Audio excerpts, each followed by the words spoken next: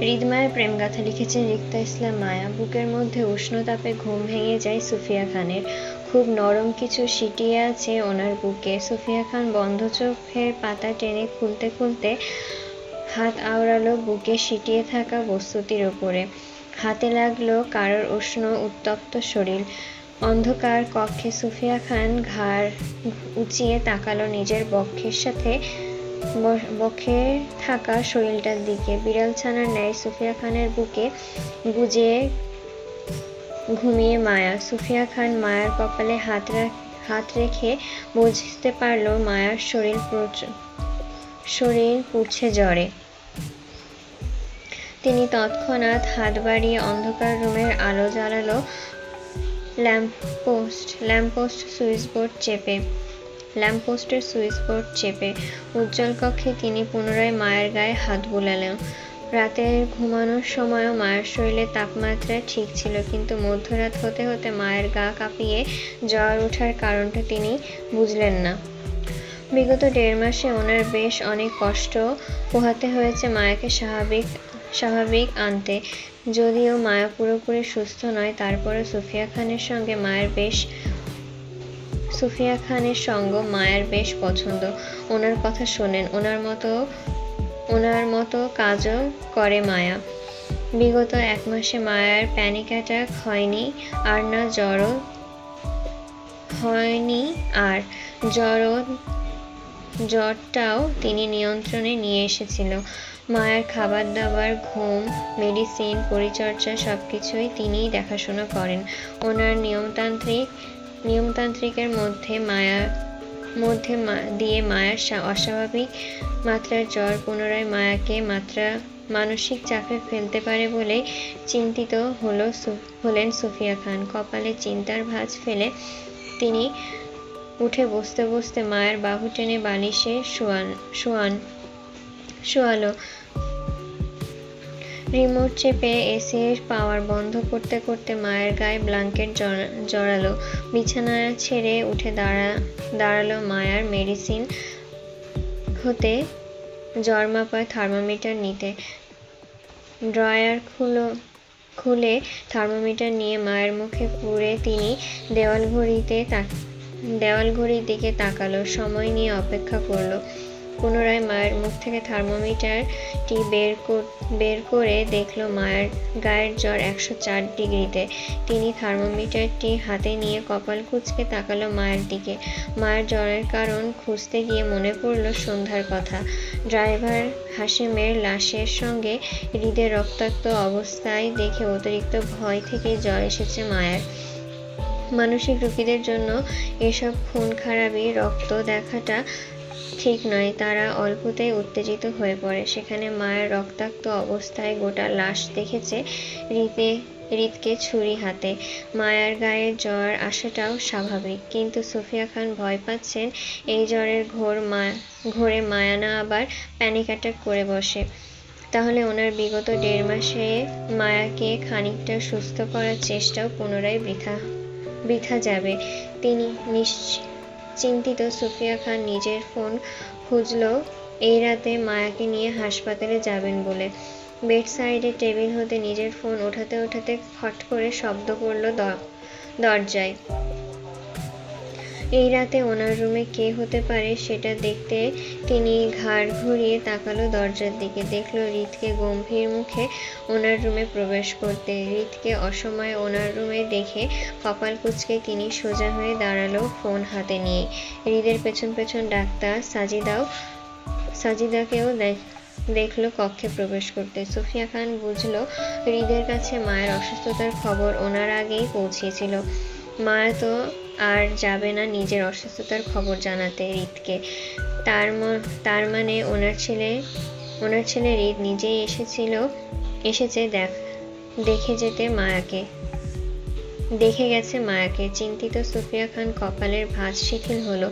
হাতের ফোনটা জায়গায় রাখতে রাখতে দুহাত বুকে বেঁধে দাঁড়ালো হৃদের পরবর্তী পদক্ষেপ দেখতে। হৃদ মায়ার কাজটায় দাঁড়ালো বিছানার অপর পাশে। ডাক্তার সাজিদা বেগম সুফিয়া খানের দিকে এগিয়ে গিয়ে বসলো মায়ের পেট বরাবর। মায়ের কপালে হাত রেখে বলল, গায়ে তো অনেক জ্বর পেশেন্টের, এত জ্বর হলো কিভাবে? ডাক্তার সাজিদা বেগমের কথায় সুফিয়া খান কিছু বলবে তার আগেই হৃদ গম্ভীর কণ্ঠে বলল, 104 ডিগ্রি জ্বর আছে। হৃদের কথায় সুফিয়া খান তীক্ষ্ণ দৃষ্টিতে তাকালো হৃদের দিকে। ওনার সন্দেহই ঠিক হলো। হৃদের কাছে মায়ের জ্বরের ধারণা আছে, তার মানে ওনার ঘুমন্ত অবস্থায় হৃদ এসেছিল এই কক্ষে। হয়তো তখনই মায়ের জ্বর মেপে ডাক্তার সাজিদাকে এই রাতে ডেকে পাঠিয়েছিলেন। সুফিয়া খান তীক্ষ্ণ দৃষ্টিতে হৃদের মতিগতি বোঝার চেষ্টা করল। হৃদের নিজের মায়ের দৃষ্টি উপেক্ষা করে তাকালো মায়ের জ্বরের ফ্যাকাশে মুখটার দিকে।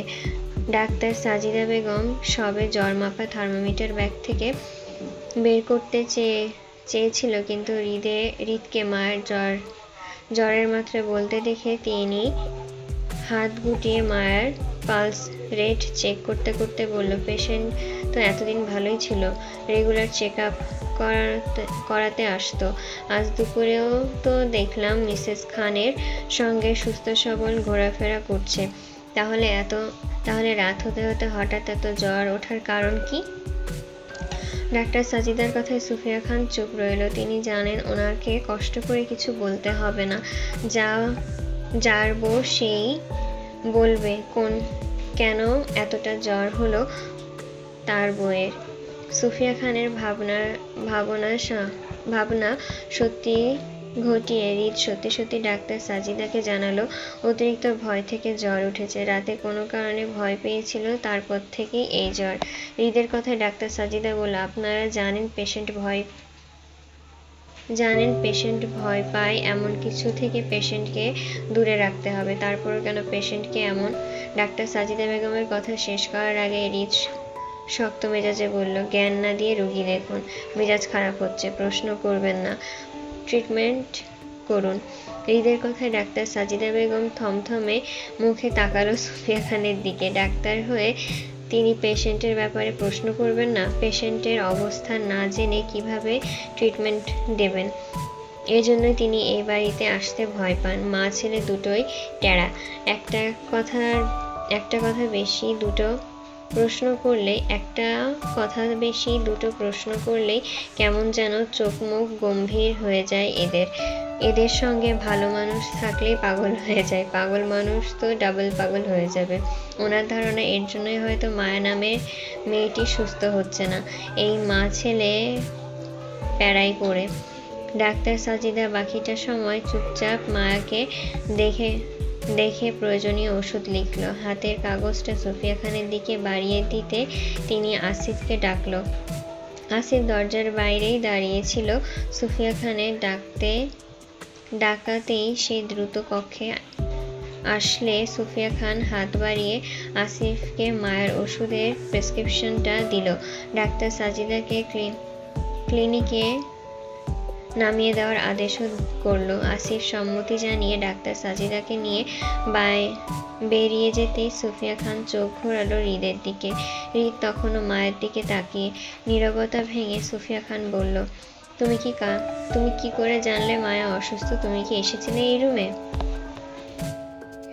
হৃদ তেরামি করে উত্তর করল না, আর না কিছু বলল। হৃদের নীরবতাকে সুফিয়া খান সম্মতি ধরে নিলেন। তুমি খাবে কিছু? খাবার দিব? রাতেও তো কিছু খাওনি। বরাবরই সুফিয়া খানের প্রশ্নে হৃদ নিরুত্তর রইল। আর না জায়গা ছেড়ে নড়ল। সুফিয়া খান হৃদের মুখের দিকে তাকিয়ে রইল উত্তরের আশায়। হৃদ রাতে কিছু খায়নি জেদ করেই। উনি এত করে ডাকলো, তারপরে রুম হতে বেরোলো না। হৃদের এখনো মেডিসিন চলছে। না খেয়ে এত পাওয়ারফুল ওষুধ খাওয়াটা হৃদের শরীরের জন্য খুব রিস্ক। তাছাড়া হৃদের সুগারের সমস্যা আছে, না খেয়ে থাকলে সুগার ফল হয়। সুফিয়া খান ধৈর্য নিয়ে পুনরায় প্রশ্ন করল হৃদকে, মেডিসিন নিয়েছিলে তুমি? হৃদ উত্তর না করায় সুফিয়া খান গোপনে দীর্ঘশ্বাস ফেলে বলল, তুমি রুমে যাও হৃদ, আমি আছি মায়ের পাশে। সুফিয়া খানের কথায় উপেক্ষা করে হৃদ সেখানেই দাঁড়িয়ে রইল জেদ ধরে। ততক্ষণে বাসার একজন কেয়ারটেকার বাটি হাতে জল নিয়ে রুমে প্রবেশ করতে সুফিয়া খান সেই দিকে তাকালো। মাকে জলপট্টি দেওয়ার কাপড় ভিজিয়ে রেখেছে পানিতে। কেয়ারটেকার মহিলাটি মায়ের পাশে বেড সাইডের টেবিলে বাটিটি রেখে সেইখান থেকে ভেজা কাপড়টা হাতে নিয়ে মায়ের কপালে জলপট্টি দিতে সুফিয়া খান বাধা দিয়ে মহিলাটিকে বলল, আপনি যান খালা, আমি পারবো বাকিটা।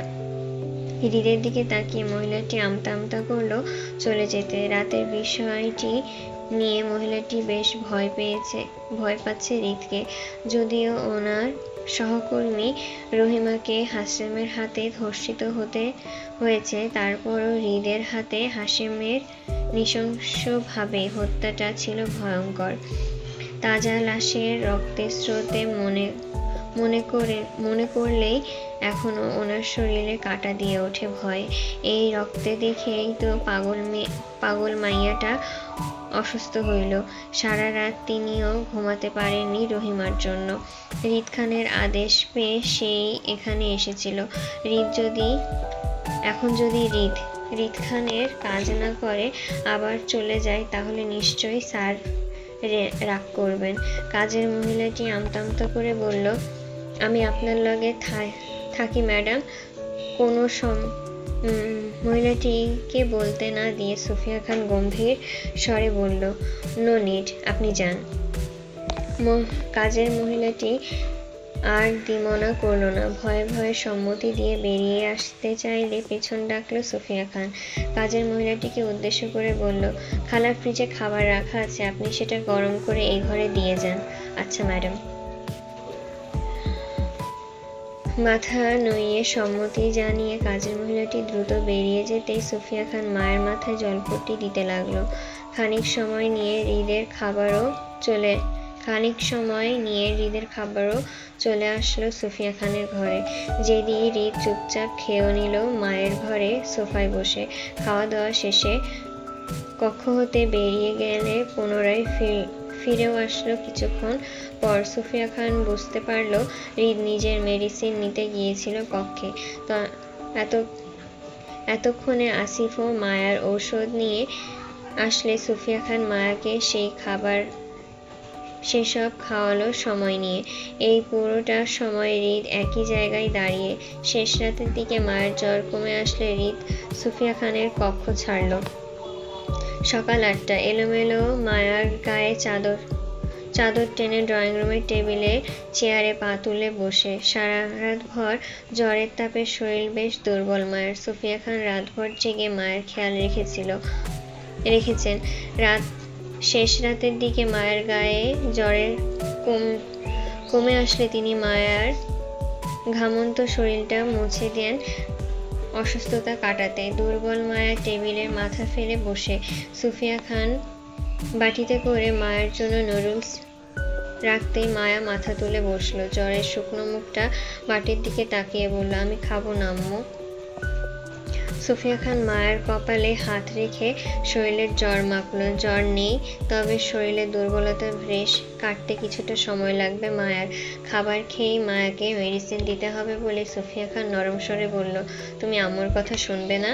মায়া মাথা নাড়িয়ে সম্মতি দিতে দিতে বলল, শুনবো। গুড গার্ল, এবার খাবারটা ফিনিশ করো, তারপর আমরা ঘুরতে যাব, কেমন? মায়া মাথা কাত করে পুনরায় সম্মতি দিল। সুফিয়া খান মায়ের সম্মুখে নুডলসের বাটি এগিয়ে দিতে দিতে তিনি মায়ের এলোমেলো খোলা চুল গুছিয়ে হাত খোপা করতে লাগলে মায়া চামচ নাড়িয়ে বাটি হতে অল্প নুডলস মুখে দিয়ে চেবোতে নাক মুখ কুচকিয়ে বলল, আম্মু এগুলো কেমন তেতো তেতো, খেতে পারি না, ফেলে দেই। মায়ের কথায় সুফিয়া খান বুঝলেন জ্বরের তাপে মায়ার মুখ তেতো হয়ে আছে, তাই খাবারের স্বাদ পাচ্ছে না। তিনি মায়াকে কিছু বললেন না আর না ধমকালেন, বরং তিনি মায়ার ব্যাপারে খুবই নমনীয় আর ধৈর্যশীল হলেন। ওনার বেশ শখ ছিল একটা মেয়ের। হৃদের পর রাদিফকে জন্মই দিয়েছিলেন একটা মেয়ের আশায়, কিন্তু ওনার মেয়ে না হয়ে ছেলে হওয়ায় উনি আর তৃতীয়বার সন্তান নেননি। তবে এই শেষ বয়সে এসে মায়ের মতন করে একটা মেয়ে পেয়ে যাবেন, এটা তিনিও ভাবতে পারেননি। যদিও মায়ার মানসিক ভারসাম্য ঠিক নেই, অতিরিক্ত মানুষ ভয় পায়, তবে সে সুফিয়া খানের কথা খুব মেনে চলে। বলতে গেলে মায়া সুফিয়া খানকে ছাড়া কিছুই বোঝে না। সার্বক্ষণিক ওনার পেছন পেছন ঘুরতে দেখা যায় মায়াকে। ওনার মনে হয় উনি সেই প্রথমবারের মতন আবারও মেয়ের মা হয়েছেন মায়াকে পেয়ে। যদিও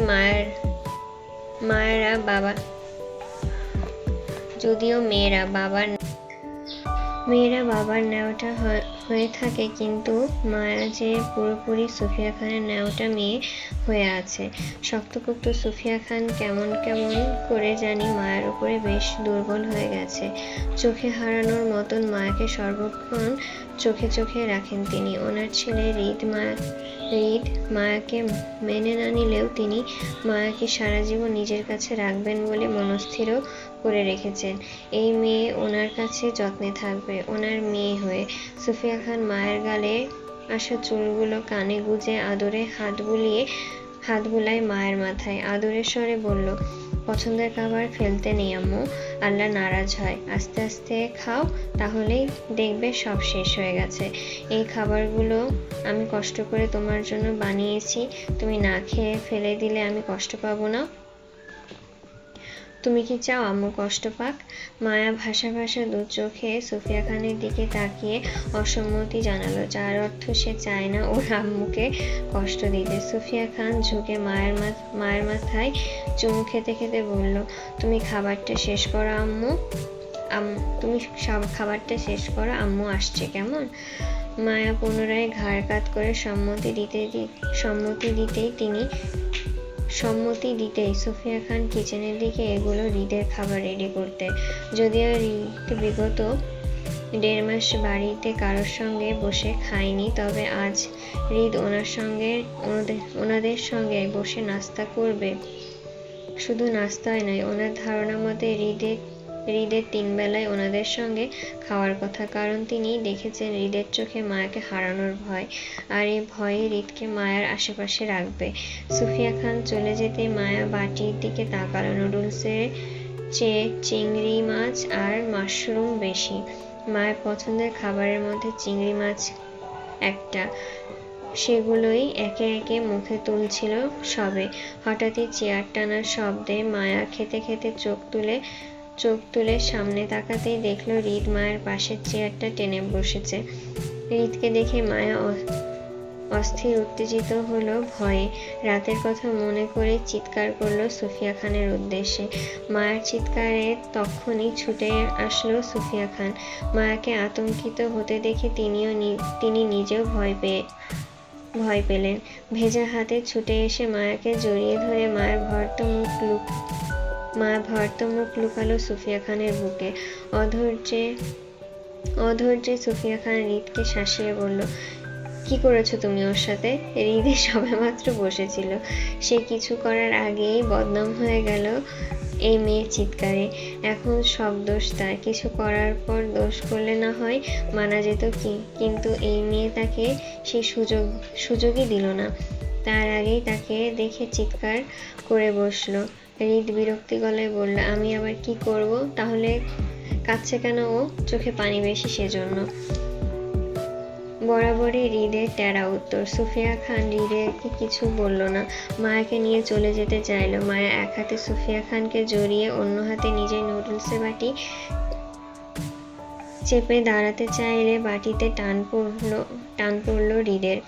এক হাতে মায়া নিজের বাটি টানছে আর অপর তো অপর হাতে হৃদ মায়ের বাটি চেপে বসে আছে দিবে না বলে। মায়া অর্ধ খাওয়া বাটিতে হৃদের হাত দেখে মায়া পুনরায় কাঁদলো নিজের বাটি ছাড়াতে চেয়ে। সুফিয়া খান সেদিকে তাকিয়ে বিরক্তি সহিত হৃদকে শুধিয়ে বলল, কি সমস্যা তোমার? ওই বাটি ছাড়ছো না কেন? ছাড়ো এটা। হৃদ দুহাতে মায়ার থেকে বাটি কেড়ে নিল নিজের কাছে। মায়ার মুখে লাগা চামচটা দিয়ে নিজের মুখে নুডলস তুলতে তুলতে বলল, এটা আমার, তাই ছাড়ছি না। মা হয়ে তিনি হৃদকে কখনো এসব নুডলস খেতে দেখেছে কিনা সন্দেহ। হৃদের এসব মশলাদার জাতীয় খাবার পছন্দ নয়। সে সবসময় হেলদি খাবার খেতে পছন্দ করে। বলতে গেলে ওনার পরিবারের সবাই হেলদি খাবার খেয়ে থাকেন, শুধু মায়া বাদে। পরপর হৃদকে মায়ের খাওয়া নুডলস মুখে তুলতে দেখে কপাল কুঁচকালো সুফিয়া খান। তিক্ত গলায় হৃদকে শুধিয়ে বলল, তোমার তো এসব খাওয়া পছন্দ না, রাইট? তাহলে খাচ্ছ যে আজ পছন্দ হয়েছে তাই খাচ্ছি।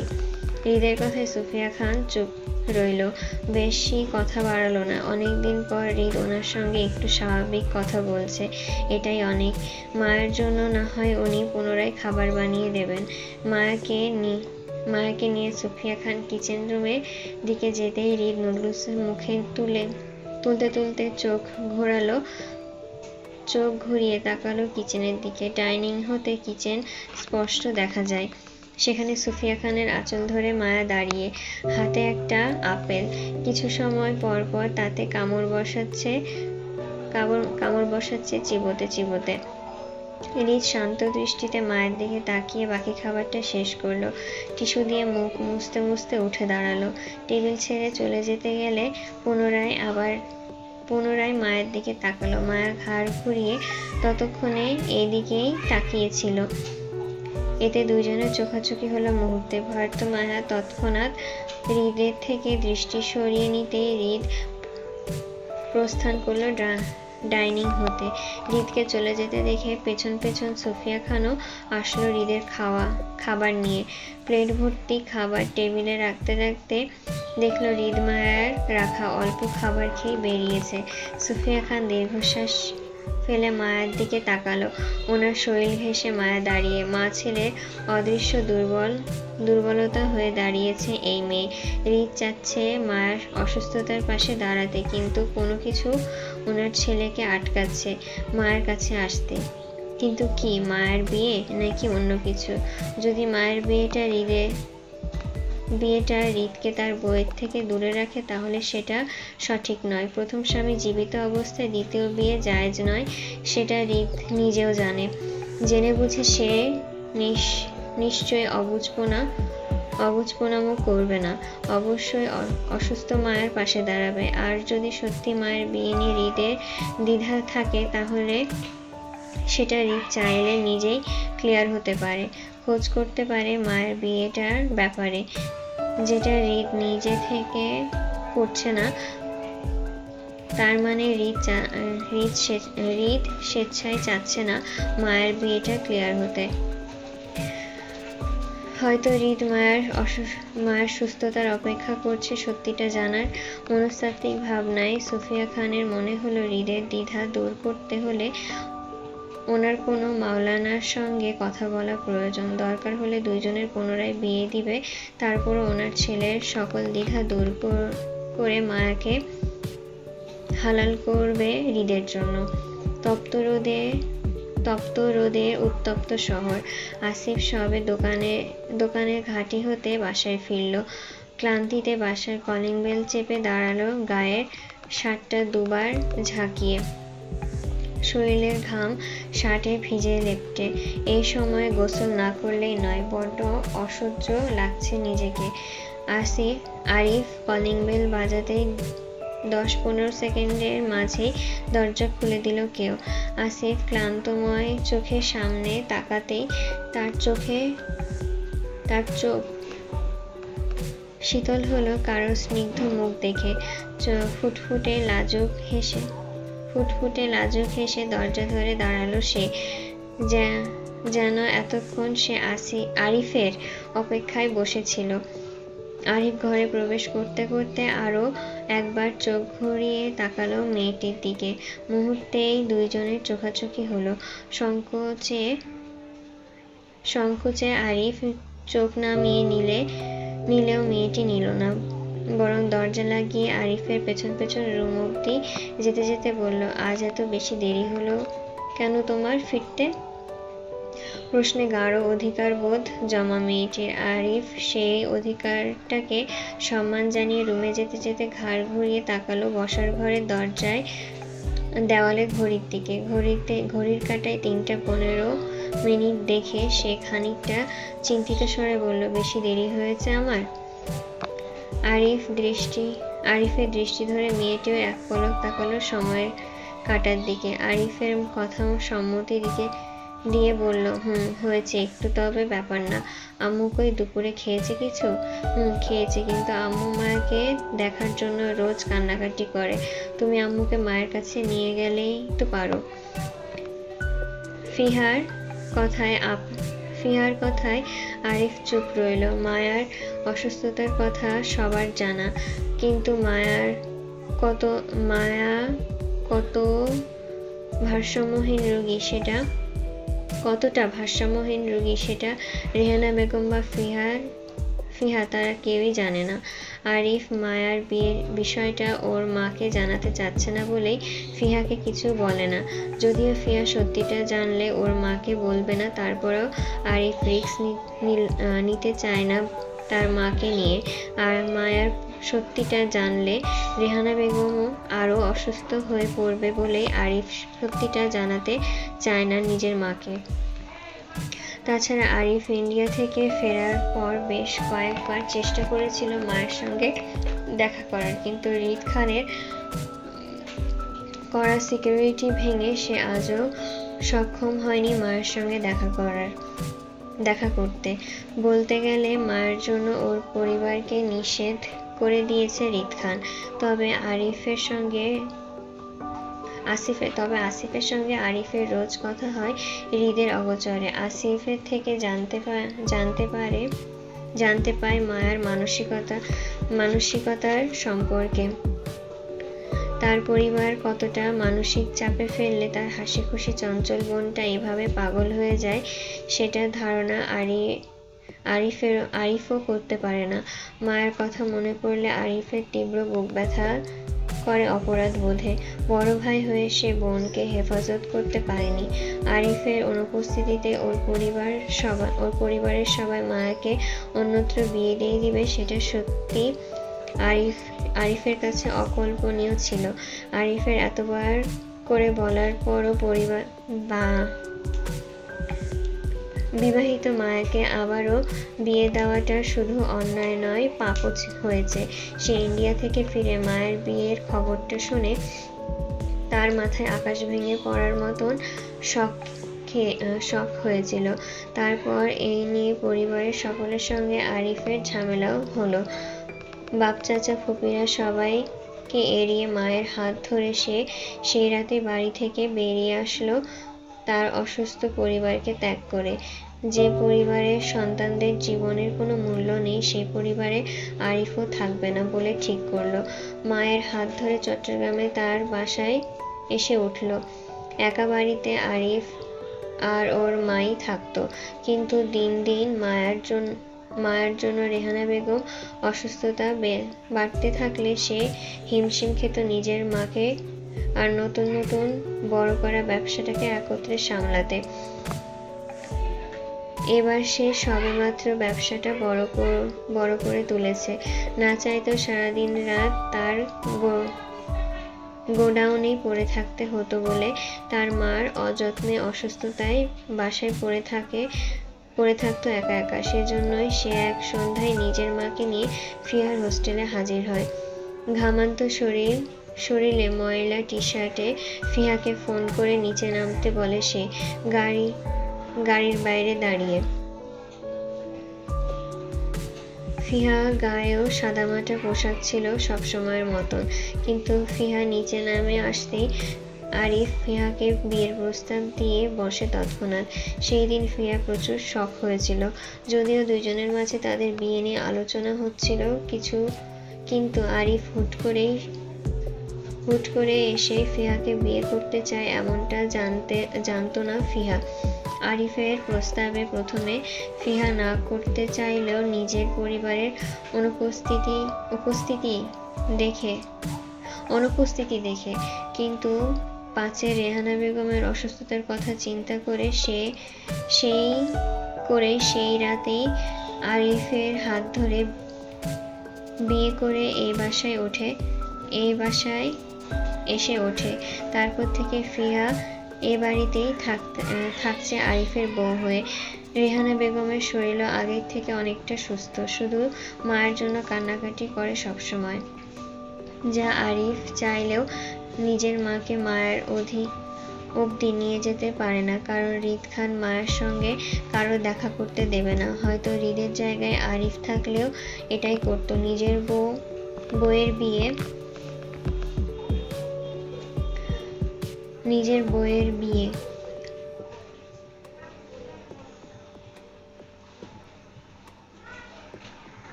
বিয়ে জোর করে অন্য কোথাও দেওয়া হলে সেও ঠিক এমনই করতো, সবাইকে নিষেধ করতো ফিহার সঙ্গে দেখা করতে। তাই আরিফের ধারণা মতে রিদ খান নিজের জায়গায় ঠিক বলে সেও কোনো কিছুতে বাড়াবাড়ি করে না, বরং চুপ থাকে। আপাতত তার মায়ের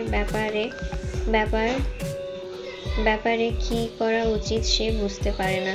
বুঝতে পারলেও হয়তো রিদ খান আরিফকে কিছু করতে দেবে না। মনস্তাত্ত্বিক ভাবনার মাঝে আরিফ রুমে প্রবেশ করে গায়ের শার্টটা খুলতে বলল, তুমি খেয়েছো কিছু? ফিহা বিছানার উপরে পা ঝুলিয়ে বসতে বলল, না, তোমার জন্য অপেক্ষা করছিলাম। এত বেলা অবধি অপেক্ষা না করলেই পারো ফিহা। আমার আসতে মাঝে মধ্যে দেরি হতে পারে, তুমি খেয়ে নিও। বিয়ের আগে তোমাকে দুপুরে না খাইয়ে খাইনি কখনো, এখন বিয়ের পর খাবো? আরিফ বেশ শান্ত দৃষ্টিতে তাকালো ফিহার সুন্দর আদরে মুখটার দিকে। ফিহার আবদার তার জীবনে অনেক ফিহার অবদান তার জীবনে অনেক। সব সময় আরিফের সুখে দুঃখে ফিহাকে পাশে পেয়েছে সে। বিয়ের আগে তাদের সম্পর্ক ছিল 1 বছরের, কিন্তু দুইজনের পরিচিত ছিল 2 বছরের। এই 2 বছরে ফিহা রোজ তার জন্য দুপুরে খাবার পাঠাতো টিফিনে করে কোচিং সেন্টারে, মাঝে মধ্যে রাতেও পাঠাতো যদি আরিফ ব্যস্ত হয়ে বাসায় ফিরতে না পারত তাহলে। এই 2 বছরে আরিফ ফিহাকে খুব কাছ থেকে দেখেছে সে। ফিহার ভালোবাসা থেকে ভালোবাসার মানুষকে যত্ন করতে পারে বেশি, আর আরিফ ফিহার যত্নে আটকেছে। যখন আরিফের সবচেয়ে বিপদের সময় কাউকে প্রয়োজন ছিল, তখন ফিহা এক কাপড়ে আরিফকে বিয়ে করে এ বাসায় এসে উঠেছে।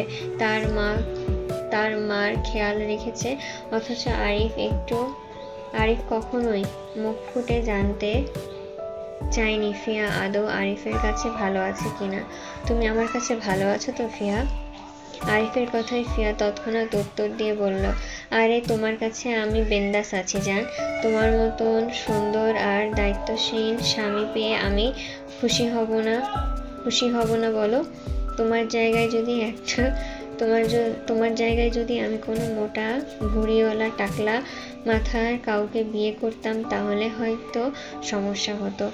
ব্যাটা কিস করতে আসলে আমি তো ভয়ে ফিট হয়ে যেতাম, কিন্তু তোমাকে দেখলে আমার ভয় লাগে না, বরং আদর লাগে। ফিহার চঞ্চলতা ইতস্ত বোধ করলো আরিফ। যদিও তারা এখন হাজব্যান্ড ওয়াইফ, এর পূর্বেও রিলেশনে ছিল 1 বছর। তারপর আরিফ এসব বিষয়ে ফিহার সঙ্গে সহজ হতে পারেনি, কিন্তু চঞ্চল ফিহা প্রায় আরিফকে এটা সেটা বলে ইতস্ততায় ফেলে দেয়। আরিফ কথা ঘোরাতে চেয়ে বলল, তুমি খাবার দাও, আমি গোসল করে আসছি। আরিফের ইতস্ততা দেখতে ইতস্তত বোধ করতে দেখে ফিয়া তীক্ষ্ণ দৃষ্টিতে তাকিয়ে বলল, তুমি তুমি কি কি তুমি কিসের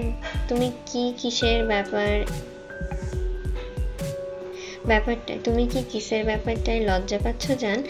আরিফ ফিয়াকে উপেক্ষা করে ঘামন্ত শার্টটা ময়লার ঝুড়িতে রাখতে হাতের তোয়ালে নিয়ে ওয়াশরুমের দিকে যেতে যেতে ফিয়ার উদ্দেশ্যে বলল, সারাক্ষণ তোমার মাথায় এসব অদ্ভুত চিন্তাভাবনা ঘোরে কেন?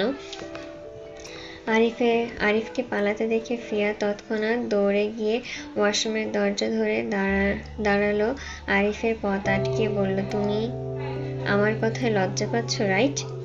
আরিফ থমথমে গলায় অসম্মতি দিয়ে বলল, না, পাচ্ছি না, সরো। ফিয়া তৎক্ষণাৎ নিজের ডান গাল আরিফের দিকে বাড়িয়ে দিতে দিতে বলল,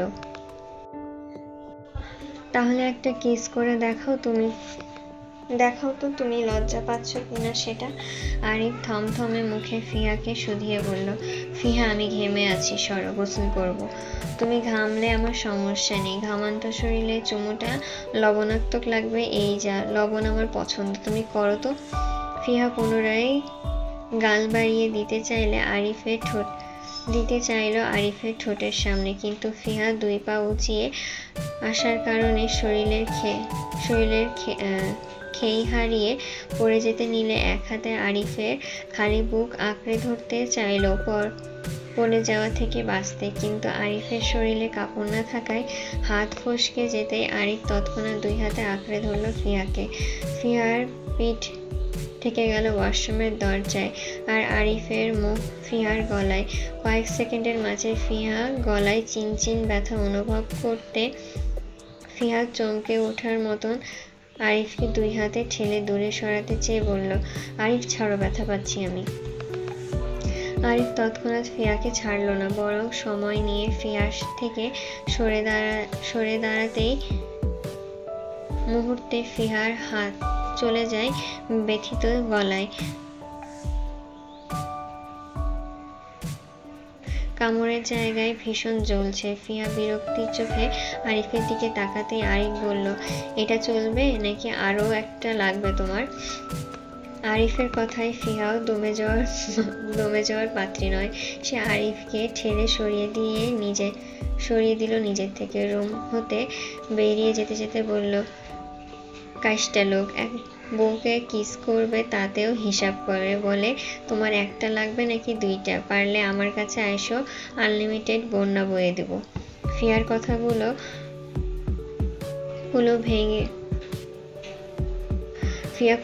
ব্যঙ্গ করেই বলল আরিফকে। আরিফ ফিয়ার ব্যঙ্গভঙ্গিমা দিকে তাকিয়ে হতাশ হলো। ফিয়া সবার সাথে ভালো ভদ্র মেয়ে হলেও আরিফের বেলায় সে প্রচণ্ড চঞ্চল আর বাদর টাইপের। আরিফের অবশ্য মন্দ লাগে না ফিয়ার চালচলনে, বরং খানিকক্ষণের জন্য হলেও আনন্দ দেয় শত কষ্টের মাঝে। জুই নিজের কক্ষে শুয়ে একঘেয়েমি জীবনটা যেন ছন্নছাড়া হয়ে গেছে। বাসায় বলতে ওরা 5 জন সদস্য, জুই, ওর মা বাবা, বড় চাচা আর মুক্তা। ওদের এত সুন্দর পরিবারটা যেন কেমন ছন্নছাড়া হয়ে গেছে। আগের মতন প্রাণ চাঞ্চল্য নেই কারোর মাঝেই। মায়া অসুস্থতায় ঘিরে যাবতীয় ঘটনাকে কেন্দ্র করে মায়ের বাবাও কষ্ট পাচ্ছে, দিনে দিনে কেমন শুকিয়ে যাচ্ছে অসুস্থতায়। তার উপর আবার আরিফ তার মাকে নিয়ে ঘর ছাড়ল। জুইরা শুনেছে আরিফ নাকি চট্টগ্রামে বিয়েও করেছে কাকে, সেই বউ নিয়ে থাকছে বড় চাচিকে নিয়ে। এসবের মাঝে জুইরাই ভালো নেই, কেমন নিস্তব্ধ আর হাহাকার এই পরিবার জুড়ে। জুইয়ের মাঝে মধ্যে মনে হয় সে এই পরিবার ছেড়ে দূরে কোথাও পালিয়ে যেতে, নয়তো এই অসুস্থ পরিবেশে থেকে সেও একদিন মায়ের মতন অসুস্থ হয়ে পড়বে। ওর পড়াশোনা বন্ধ, হাতে ফোন নেই, কোথাও যেতে পারে না, কেমন ঘরবন্দি হয়ে আছে। সে মায়া কেমন আছে সেটাও জানতে পারে না। সব মিলিয়ে কেমন দমবন্ধ পরিস্থিতিতে আছে জুই। মায়াকেও ভীষণ মিস করে, কিন্তু মায়ার সঙ্গে দেখা করা বা কথা বলার উপায় নেই জুঁয়ের। ওর বাবা নিষেধ করেছে কেউ ওই পরিবারের নাম না নিতে। হয়তো হৃদের জুঁয়ের বাবাকে করা আঘাত থেকে জুঁয়ের বাবা সাজিদুল ইসলাম ক্ষিপ্ত ওই পরিবারের সঙ্গে। জুঁয়ের চিন্তা ভাবনার মাঝে সাজিদুল ইসলাম হাঁক ছেড়ে গলা ফাটিয়ে ডাকলো জুঁইকে। হঠাৎ করে জুঁয়ের নাম ধরে সাজিদুল ইসলামকে চিৎকার করতে দেখে ধরফড়িয়ে শোয়া থেকে উঠে বসলো জুঁই। গায়ের ওড়নাটা টেনে দৌড়ালো বাবার উদ্দেশ্যে। তাড়াহুড়ো দৌড়ে জুঁই সাজিদুল ইসলামের কাছে পৌঁছাতেই ওর কিছু বলার আগেই সপাটে থাপ্পড় পড়লো জুঁইয়ের গালে। ছিটকে পড়ার মতন ফ্লোরে পড়লো জুঁই। জুঁইয়ের মা পাশেই দাঁড়িয়েছিল। হঠাৎ জুঁইকে থাপ্পড় মারতে দেখে তিনিও আহাজারি করে জুঁইকে টেনে ধরতে সাজিদুল ইসলাম হুঙ্কার ছেড়ে বলল, ওই বাড়ির ছেলে আমাকে তোর জন্য ফোন দেয় কেন? আমার মেয়ের বিষয়ে ওই বাড়ির ছেলের কি কথা থাকতে পারে? আমি মানা করেছিলাম না ওই বাড়ির সঙ্গে কাউকে যোগাযোগ না করতে, তারপরও কেন ওই বাড়ির থেকে কল আসে তোর নামে? বাবার কথায় জুঁই ফুঁপিয়ে কেঁদে উঠল। গালে 5 আঙ্গুলের দাগ পড়েছে। জুঁই বুঝতে পারে ওই বাড়ি থেকে হয়তো আয়নের কল এসেছিল ওর বাবার ফোনে, যার জন্য সাজিদুল ইসলাম এতটা রেগেছে। কিন্তু জুঁইয়ের মা বুঝলো না ওনার স্বামী কার কথা বলছে, তাই তিনি মেয়েকে বুকে জড়াতে আহাজারি করে বলল, ওই বাড়ি থেকে কার না কার ফোন এসেছে বলে আপনি আমার মেয়েটাকে মারবেন? ওরা কি এমন বলেছে আমার মেয়ের নামে? কি করেছে আমার মেয়ে? সত্যিটা না জেনে আপনি আমার মেয়েকে মারলেন কেন? তর্ক করবে না সালেহা। তোমার মেয়ের জন্য ওই বাড়ির ছেলে ফোন করে মানে ও নিশ্চয়ই ওই বাড়িতে যোগাযোগ করেছে। যদি ওর বাকি বোনেদের মতন ওই বাড়ির ছেলেদের সঙ্গে সম্পর্ক থাকে, তাহলে তোমার মেয়েকে আমি কেটে নদীতে ভাসিয়ে দিব। যে মেয়ের বাবার সম্মান নষ্ট করে সেই মেয়ের দরকার নেই আমার, মনে রেখো। কথাটা বলে সাজিদুল ইসলাম বাইরের দিকে চলে গেলেন। জুঁই মায়ের বুকে আছড়ে পড়ে কাঁদতে লাগলো। আয়ন হঠাৎ করে জুঁইয়ের বাবাকে কল দিবে সেটা বুঝতে পারেনি জুঁই। তবে আয়ন যে ওদের দুজনের সম্পর্কের কথা জুঁইয়ের বাবাকে বলেনি সেটা সাজিদুল ইসলামের কথাই বুঝেছে জুঁই। তবে আয়নের বলতে কতক্ষণ? ভার্থ জুঁই আরো ভার্থ হলো। মাকে জড়িয়ে ফুঁপিয়ে কাঁদতে লাগলো অঝরে। মায়াকে খুঁজতে খুঁজতে হৃদ সুফিয়া খানের কক্ষে এসে দাঁড়ালো, কিন্তু খালি ঘরটা দেখে অস্থির পা চালালো বারান্দার দিকে। হৃদের এতক্ষণে পুরো বাড়ি খোঁজা হয়ে গেছে মায়াকে, কিন্তু কোথাও কোনো রেশ নেই মায়ার। হঠাৎ মায়া কোথায় যেতে পারে ভেবেই অস্থির হৃদ আরো অস্থির হলো। সুফিয়া খান বাড়িতে নেই সেটা শুনে সে বাড়িতে এসেছিল মায়ের খোঁজে, কিন্তু মায়াকে কোথাও না পেয়ে তার ভেতরকার ভয়টা যেন আরো বাড়লো। অস্থির পা বারান্দার দরজার সম্মুখে যেতে যেতেই থেমে গেল সামনের দৃশ্য দেখে। মায়া পা গুটিয়ে ফ্লোরে বসে। সুফিয়া খান চেয়ারে বসে মায়ের খোলা চুলে তেল জাতীয় কিছু দিচ্ছেন। হৃদের উপস্থিতি পেয়ে দুইজনে পেছন ফিরে তাকিয়ে দেখলো হৃদকে।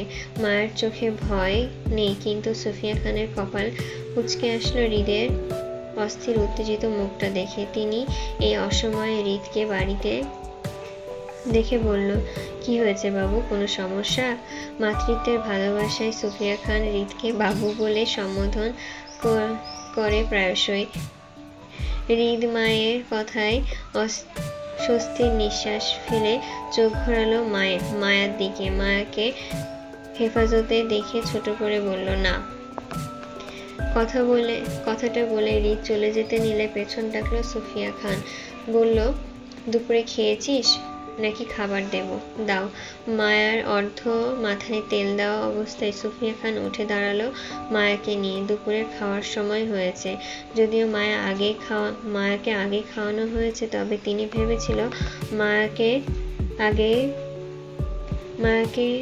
মায়ের মাথায় তেলটা শেষ করে তিনি খাবেন। এখন হৃদের উপস্থিতিতে ভালোই হলো, অন্তত হৃদ নিজের দায়িত্ব পালন করার চেষ্টা করছে।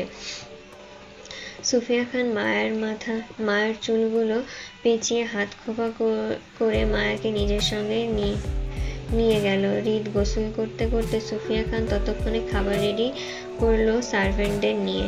মায়ার হাতে এক বাটি চিজ পাস্তা তুলে দিতেই মায়া সেগুলো খেতে খেতে ডাইনিং পেরিয়ে ড্রয়িং রুমের দরজায় সামনে দাঁড়ালো।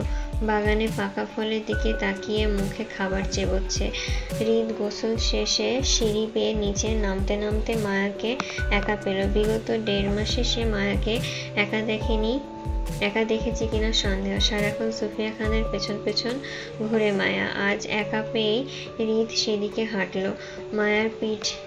মায়ের পিঠে তার বুক ছুঁই ছুঁই করে দাঁড়াতেই মায়ের উদ্দেশ্যে বলল, আমি থাকতে বিয়েটা কেন করলে হৃদ?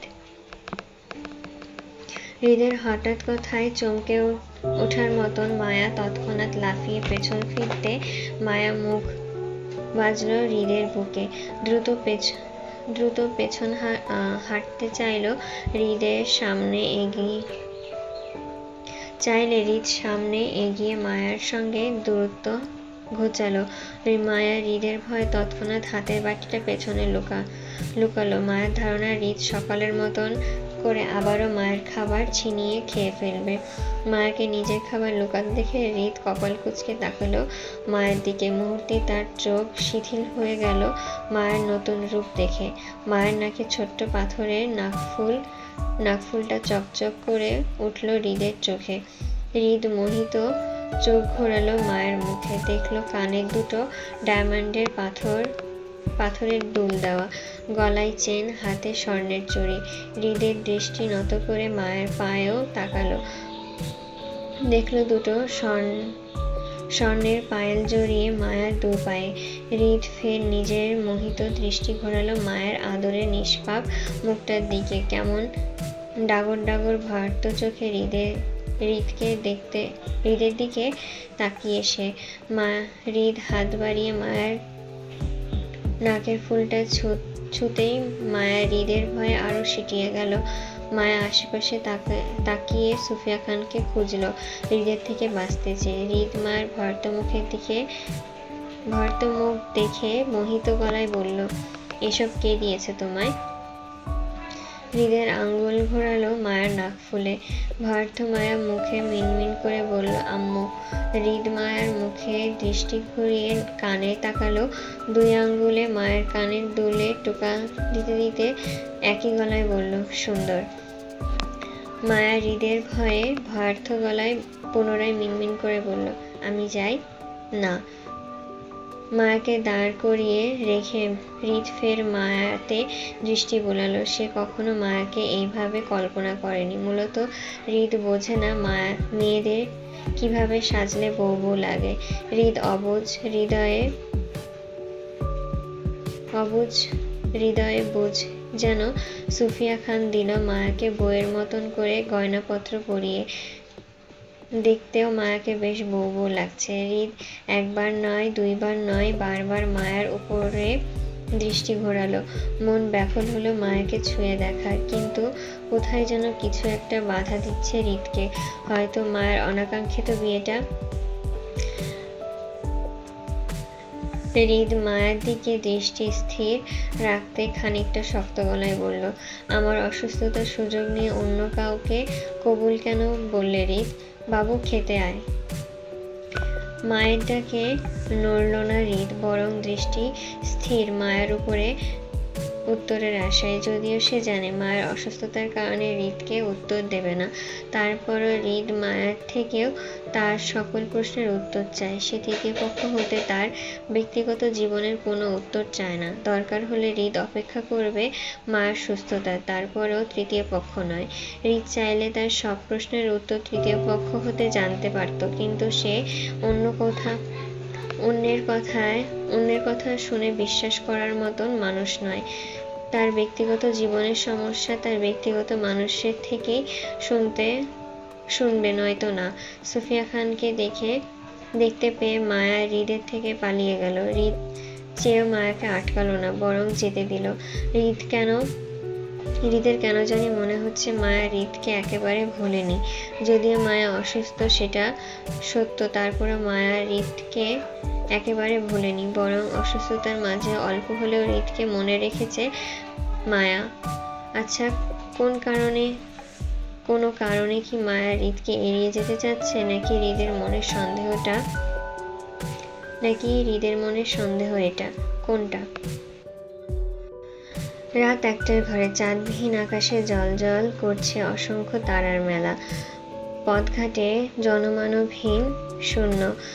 থেকে থেকে দু একটা অটোরিকশা দেখা গেল যাত্রীবিহীন চলে যেতে। ল্যাম্পপোস্টের হলুদ আলোয় মারিয়ে কিছুটা দূরে গাড়ি দাঁড় করালো আয়ন।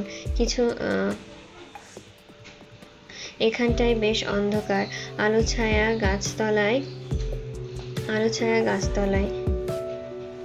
গাড়ির আলো নিভিয়ে দরজার পিঠ ঠেকিয়ে দূরে তাকাতে একটা দোতলা বাড়ির গেটের সম্মুখে। এই রাস্তা ধরে জুঁই দ্রুত পায়ে হেঁটে আসছে আয়নের দিকে। ব্যস্তভঙ্গি আর ধরা পড়ে যাওয়ার ভয়ে শরীরের ওড়নাটা গায়ে পেঁচিয়ে মাথার ঘোমটাটা টেনে মুখ ঢেকে আছে জুঁই। আয়ন সেদিকে নিষ্ক্রিয় চোখে তাকিয়ে রইল। তাকে এই মধ্যরাতে জুঁই ডেকে এনেছে জরুরি কথা তাগিদে। জুঁইয়ের ডাকে আয়নও চলে আসলো তৎক্ষণাৎ। বউ ডেকেছে মানে আয়নকে আসতেই হতো। তাছাড়া জুঁইয়ের এই মধ্যরাতে আয়নকে ডাকার যথার্থ কারণও আছে। হয়তো পরিবারের ভয়ে আয়নের সঙ্গে দিনের আলোয় দেখা করতে পারবে না বলেই নিভে যাওয়া অন্ধকারে আয়নকে ডাকলো। আয়ন নীরস ভঙ্গিতে জুঁইয়ের গতানুগতিক দেখল। জুঁই ব্যস্ত পায়ে আয়নের সম্মুখে দাঁড়াতে হাঁপাতে লাগলো। বড় বড় শ্বাস ফেলে খানিকটা হাঁপিয়ে বলল, আপনার সাহস কি করে হলো আমার বাবাকে ফোন করার? কেন বারবার ফোন দেন আপনি? জুঁইয়ের প্রথম কথা রাগ প্রকাশ পেল, অথচ আয়ন জুঁইয়ের রাগের ধার ধারল না, বরং গাড়ির দরজা খুলে ভেতর থেকে একটা পানির বোতল হাতে নিয়ে জুঁইয়ের দিকে বাড়িয়ে দিতে স্বাভাবিক গলায় বলল, আপনার বাবা আমার শ্বশুর হন জুঁই। আমি আমার শ্বশুরমশাইকে ফোন করতেই পারি, এতে আপনার অনুমতি প্রয়োজন মনে করি না আমি। নিন, আপনি পানি পান করুন। আপনি পানি খান জুঁই। আয়নের কথায় জুঁইয়ের নাকে পাটা ফুলে উঠে রাগে। তেজি হাতে ঠাস করে আয়নের হাতের বোতলটা সরিয়ে দিতে ঘন ঘন শ্বাস ফেলে বলল, একদম আমার বাবার থেকে দূরে থাকবেন আপনি। যখন আমাদের বিপদের সময় আপনাকে পাইনি, তাহলে আজ কেন আদিক্ষেতা দেখাতে এসেছেন? আপনাকে আমি বলেছি আমার সম্পর্কে কথা আমার বাবাকে জানাতে। আমি নিজেই যেখানে এই সম্পর্কটা মানি না, সেখানে আমার বাবার খোঁজ করছেন কেন আপনি? জুঁইয়ের ফিরিয়ে দেওয়া বোতল আয়ন পুনরায় জুঁইয়ের দিকে বাড়িয়ে দিতে বলল, আগে পানিটা পান করুন জুঁই।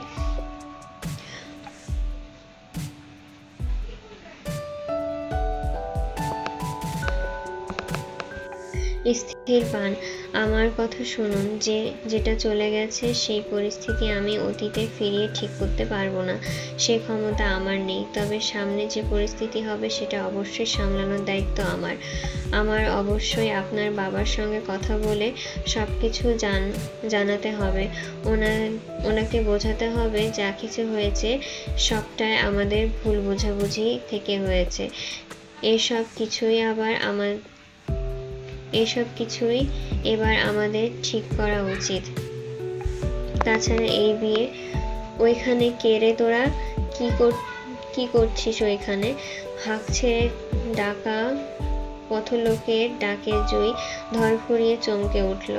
আতঙ্কে মাথা ঘুরিয়ে পাশে তাকাতেই দেখল ওপাশে বাড়ির নাইম চাচা নামক লোকটা টর্চ হাতে এদিকটায় দৌড়ে আসছে, পরপর হাতে লুঙ্গি চেপে। টর্চের আলোয় আয়ন জুঁইয়ের ওপরে পড়ল। আয়ন বিরক্তিতে মুখে হাত দিয়ে আলোকরশ্মি ঠেকাতে চাইল, অথচ জুই আতঙ্কিত ভঙ্গিতে কাঁপতে শুরু করলো যখন নাইম নামক লোকটা চিৎকার করে মানুষ জড়ো করতে চাইল। মাঝরাতে একত্রে দাঁড়ালো জুই আর আয়নকে আটকাতে চেয়ে। জুই আতঙ্কিত ভঙ্গিতে কি করবে হুট করে বুঝতে পারল না, বরং অতিরিক্ত ভয়ে আয়নের বগলের নিচ দিয়ে ঢুকে পড়ল গাড়ির ভেতরে। আয়ন এতক্ষণ খোলা দরজা চেপে দাঁড়িয়েছিল জুইয়ের জন্য পানি নিয়ে। এর মধ্যে এসব ঘটনা ঘটে যাওয়ায় আয়ন নিজেও চমকে উঠে মুহূর্তে মাথা নিচু করে জুইয়ের দিকে তাকাতেই জুই আতঙ্কিত ভঙ্গিতে গাড়ির দরজা টেনে লাগাতে চেয়ে আয়নকে হুঁশিয়ারি করে বলল, কি করছেন ডাক্তার সাহেব? দাঁড়িয়ে আছেন কেন? তাড়াতাড়ি গাড়িতে উঠুন, গাড়ি স্টার্ট দিন, নয়তো আমরা ধরা পড়ে যাব। দ্রুত করুন প্লিজ। জুইয়ের কথায় আয়ন মানতে নারাজ। আয়নের ধারণা মতে ওরা স্বামী স্ত্রী, সেক্ষেত্রে রাতে 1টা নয় 4টা বাজলেও দেখা করতে সমস্যা হওয়ার কথা নয় কারোর। সেই জন্যই আয়ন জুইকে বোঝাতে চেয়ে বলল, জুই আপনি ভয় পাচ্ছেন কেন? ওরা আমাদের কিছুই করবে না, আমরা স্বামী স্ত্রী, এটা সবাইকে বুঝিয়ে আয়নের কথা আয়নকে বলতে না দিয়ে জুই অস্থির উত্তেজিত ভঙ্গিতে বলল, আল্লাহর ওয়াস্তে আপনি গাড়িতে উঠুন ডাক্তার সাহেব। আপনি আমার এলাকার মানুষকে চেনেন না, ওরা আপনার পরিচয় জানবে পরে, আগে লাঠিপেটা করবে, বলবে আমরা মধ্যরাতে কট খেয়ে মিথ্যা বলছি। প্লিজ আগে গাড়িতে উঠুন, আমার কথা শুনুন।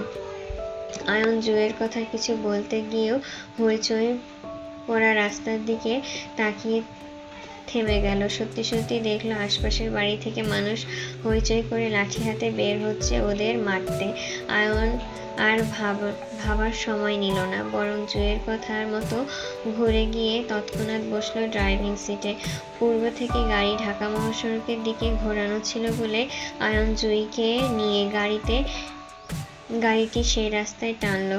আতঙ্কিত জুই মুখ ঘুরিয়ে বাইরের দিকে তাকাতেই লোকজন কত দূরে আছে সেটা দেখতে তখনই চোখাচোখি হলো নিজের বাবা সাজিদুল ইসলামের সঙ্গে। তিনি নিজেও মধ্যরাতে লাঠি হাতে বের হয়েছিলেন কট খাওয়া ছেলে মেয়েদের পেটাতে, কিন্তু অদূর গাড়ির সিটে জুইকে বসে থাকতে দেখে ওনার দৌড় থেমে যায়, হাতের লাঠিও মুহূর্তে পড়ে যায় রাস্তায়।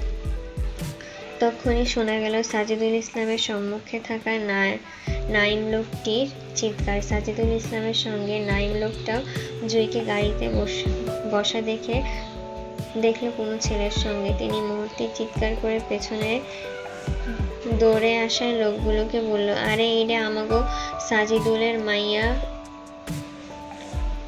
ভাইগা যাইতাছে কোন পোলার লগে, তোরা কেউ গাড়িডারে ধর। নাইমের লোকটার চিৎকারে জুইয়ের কানেও আসলো।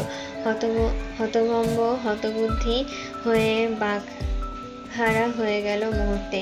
গাড়িতে ওঠার আগে জুই এত কিছু ভাবেনি, শুধু সবার চোখে ফাঁকি দিয়ে সেই গাড়িতে উঠেছিল মাত্র।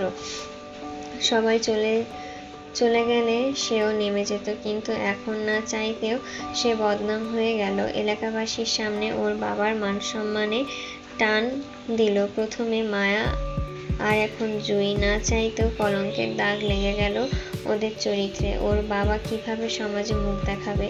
জুই 2 হাতে মুখ চেপে আবারও তাকালো গাড়ির জানালা দিয়ে বাইরে। দেখা গেল সাজিদুল ইসলাম রাস্তার মাঝে মাথায় হাত দিয়ে বসে আছে। চারিদিকে মানুষ দৌড়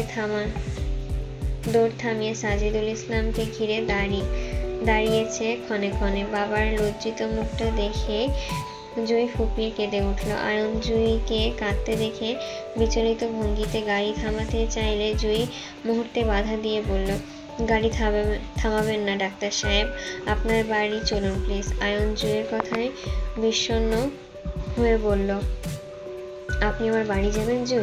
জুই অশ্রুসিক্ত চোখে আয়নের দিকে তাকিয়ে রইল। আয়ন জুইয়ের মনের অবস্থা বুঝতে পেরে বলল, রাতের আধারে পালিয়ে নয় জুই, আপনাকে আমি সসম্মানে আপনার বাবার কাছ থেকে চেয়ে আনবো আমার বাড়িতে, তারপরও এভাবে পালিয়ে নয়। আয়নের কথায় জুই ভেতরে কষ্ট বাড়ল। কান্না আটকাতে চেয়ে চোয়াল শক্ত করে বলল, সেই রাস্তা অনেক আগেই বন্ধ হয়ে গেছে ডাক্তার সাহেব, এখন আর সেটা সম্ভব নয়।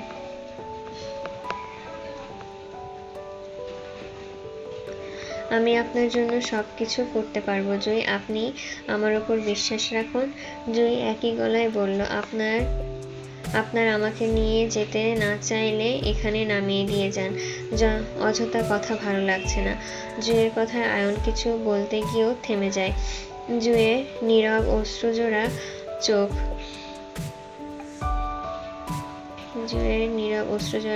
চোখ দেখে আয়ন দীর্ঘশ্বাস ফেলল। প্রেয়সীর কান্নাটা তার বুকের ব্যথার কারণ হলো। তারপরও এই মুহূর্তে আয়নের কিছু করার নেই। সে চেয়েও জুইয়ের এই কান্নাটা এই মুহূর্তে মুছতে পারবে না। তবে খুব শীঘ্রই তার প্রেয়সী হাসবে। শুধু গাড়ির পাশের সিটে নয়, বরং তার বুকেও ঠাঁই নেবে জুই। হৃদের বাড়িতে উপস্থিত খানবাড়ির সকলেই। হেনা খান, আরাফ খান লন্ডন থেকে ফিরে খানবাড়ি কিংবা চট্টগ্রামে না গিয়ে হৃদের বাড়িতে উঠেছেন সুফিয়া খানের কাছে। নিহাল খানের নির্বাচনের 1 মাস বাকি বলে রাদিফ ঢাকাতে নেই, চট্টগ্রামে আছে বাবার সঙ্গে। হৃদ চট্টগ্রামে যায় না জেদ করে। নিহাল খানও ছেলেকে ডাকেননি হৃদের অসুস্থতার কথা চিন্তা করে। তারপর দিন এভাবেই যাচ্ছে। মায়াকেও আগের থেকে বেশ সুস্থ দেখাচ্ছে, তবে সে আগের মতন কারণে অকারণে কারোর সাথে চঞ্চলতা দেখিয়ে কথা বলে না, আর না কারোর কাছে যায়। মায়াকে সারাদিন সুফিয়া খানের পেছন পেছন ঘুরঘুর করতে দেখা যায় চুপচাপ। এর মাঝে হৃদ অবশ্য বেশ কয়েকবার মায়ের পথ আটকে দাঁড়িয়েছিল, পরপর প্রশ্ন করেছে, কিন্তু মায়া প্রতিবারই চুপ থেকে হৃদের থেকে পালিয়ে গেছে, নয়তো সুফিয়া খানের সঙ্গে থেকেছে হৃদকে এড়াতে চেয়ে। হৃদ মায়ের ডাক্তারি রিপোর্টগুলো পরপর চোখ বুলিয়ে চেক করলো হাতে নিয়ে। রিপোর্টে মায়ার সবকিছু আগের থেকে বেশ স্বাভাবিক দেখাচ্ছে। হৃদ মায়ের মেন্টাল হেলথ 86% স্বাভাবিক দেখে হাতের ফাইলটা বন্ধ করতে করতে অপর হাতের কফিতে চুমুক বসালো। খানিকটা ঢিল মারার মতন করে ফাইলটা ফেললো সোফার টেবিলে। এটা মায়ের গতকালের রিপোর্টের ফাইল ছিল, যেটা সুফিয়া খানের কাছে না গিয়ে হৃদের কাছে আসলো।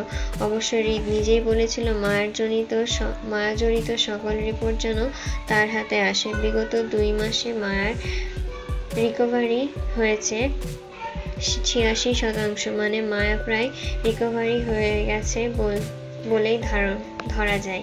মূলত মায়া আজকাল যেটা করছে সেটা স্বেচ্ছায় হৃদকে এড়িয়ে যাচ্ছে। বিষয়টা হৃদ আরো আগে বুঝতে পেরেছিল।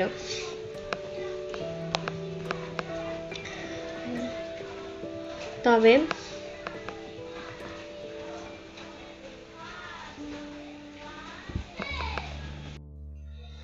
শুধু মায়ার স্বাভাবিক রিপোর্টের অপেক্ষায় ছিল এতদিন, যেটা আজ হৃদ পেয়েও গেল। হৃদের হাতের কফিতে চুমুক দিতে দিতে কি মনে করে হাতের কফি মগটা নিয়েই বেরিয়ে গেল রুম থেকে। সিঁড়ি বয়ে নিচে নামতে নামতে তীক্ষ্ণ চোখে মায়ার সন্ধান করলো। পেয়েও গেল হলরুমে ফ্লোরে বসে খাবার খাওয়া অবস্থায়। হৃদ সেদিকে তাকিয়ে নিচে নেমে আসলো। সুফিয়া খান সোফায় বসে মায়ের চুলের বেনি করছে, আর মায়ের মাথা ঝুঁকে পরপর চামচ নাড়িয়ে কিছু মুখে দিচ্ছে। হৃদ সেই দিকে এগোতে মায়ের বাটির দিকে লক্ষ্য করে দেখলো মিষ্টি জাতীয় কোনো ডেজার্ট খাচ্ছে মায়া। হৃদ ডেজার্ট দেখেই বুঝতে পারলো তার মা বানিয়েছে এটা। বেশ ভালো খাবার বানাতে পারেন তিনি। সবসময় স্বাস্থ্য সচেতন মানুষ হওয়ায় সুফিয়া খান ছোটবেলা থেকেই হৃদ আর রাদিফকে ওনার হাতে বানানো খাবারই খাওয়াতেন। মায়ার ক্ষেত্রেও তাই। প্রতিবার মায়াকে তিনি নিজের হাতের খাবার বানিয়ে দেন। হৃদ সুফিয়া খানের পেছনে দাঁড়াতে দাঁড়াতে গম্ভীর গলায় বলল, আম্মু তোমাকে উপরে ডাকছে আম্মু। সুফিয়া খান স্বাভাবিকভাবে মায়ার চুলে রাবার ব্যান্ড পেঁচাতে পেঁচাতে হৃদের দিকে তাকিয়ে বলল, কে ডাকছে? দাদা ভাই। আরাফ খানের নাম শুনে সুফিয়া খান বলল, বাবা ঘুম থেকে উঠেছেন? সুফিয়া খানের কথায় উত্তর না দিয়ে হৃদ নিজের কথা বলল, সম্ভবত দাদা ভাইয়ের বুকে ব্যথা করছে। You should go and check him. হৃদের কথায় সুফিয়া খান চমকে ওঠার মতন তৎক্ষণাৎ উঠে দাঁড়ালো। আরাফ খানের হার্টের সমস্যা আছে। হার্ট ব্লক হয়ে যাওয়ার কারণে ওনার হার্টে রিং বসানো হয়েছে সে কবেই। এই অবস্থায় আরাফ খানের সামান্য বুক ব্যথাও ঝুঁকিপূর্ণ হতে পারে ভেবে সুফিয়া খান খানিকটা অস্থির গলায় বলল, কি বলছিস? কবে থেকে হচ্ছে বাবার এমন? এইমাত্রই হলো। সুফিয়া খান মায়াকে রেখে বড় বড় পা ফেলে সিঁড়ির দিকে। মায়া ও সুফিয়া খানের পেছন পেছন হাঁটতে চাইলে হৃদ মায়ার বেনি টেনে ধরল। চুলের টান খেতেই মায়া ভারত মুখ ঘুরিয়ে তাকালো হৃদের দিকে। তক্ষুনি সুফিয়া খান অর্ধেক সিঁড়ি উঠেও ঘুরে তাকালো হৃদের দিকে। তাড়াহুড়ো করে বলল, বাবু তোর জন্য ডাইনিংয়ে খাবার দেওয়া আছে, খেয়ে যাবি কেমন? না খেয়ে অফিসে যাবি না কিন্তু। কথাগুলো বলে সুফিয়া খান দ্রুত পা ফেলে উপরে উঠে গেল। তাড়াহুড়োয় মায়াকে সঙ্গে নিয়ে যেতে মনে রইল না, অথচ হৃদ মায়ের বেনি চেপে দাঁড়িয়ে। মায়া বাটি হাতে হাঁসফাঁস করে সুফিয়া খানের চলে যাওয়ার দিকে তাকিয়ে রইল। আবারও চুলে টান পড়ে মায়া মুহূর্তে পেছনে গেল 2 কদম। হৃদ মায়ার লম্বা চুলের বেনি নিজের হাতে পেঁচাতে পেঁচাতে বলল, উপরে তাকিয়ে লাভ নেই ম্যাডাম, পালানোর সুযোগ বন্ধ। মায়া চুপসে যাওয়ার মতন 2 হাতের মুঠোয় বাটি চেপে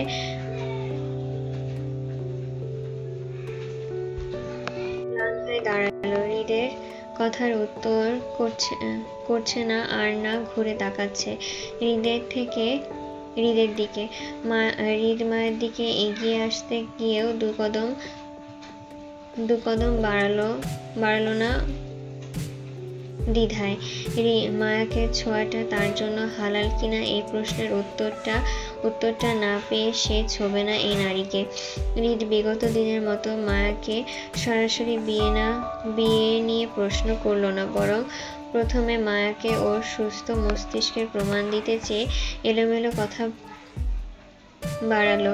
মায়ের বিগত দিনে নিজের অসুস্থতার দোহাই দিয়ে বরাবরই হৃদের প্রশ্নগুলো এড়িয়ে গেছে। হৃদও এতদিন সহ্য করেছে মায়ের অসুস্থতার কথা চিন্তা করে, কিন্তু আজ সে ছাড় দেবে না এই নারীকে।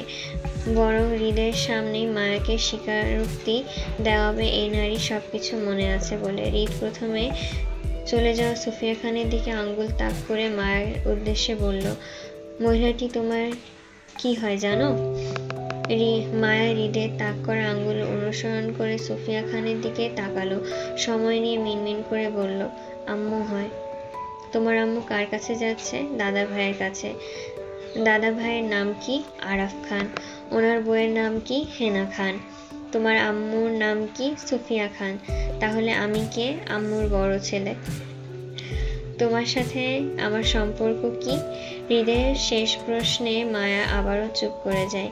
মায়াকে চুপ করে যেতে দেখে হৃদের চোয়াল শক্ত হয়। সবাইকে এই নারী চেনে, তার বেলায় আসলেই শব্দ ফুরিয়ে যায় এই নারী।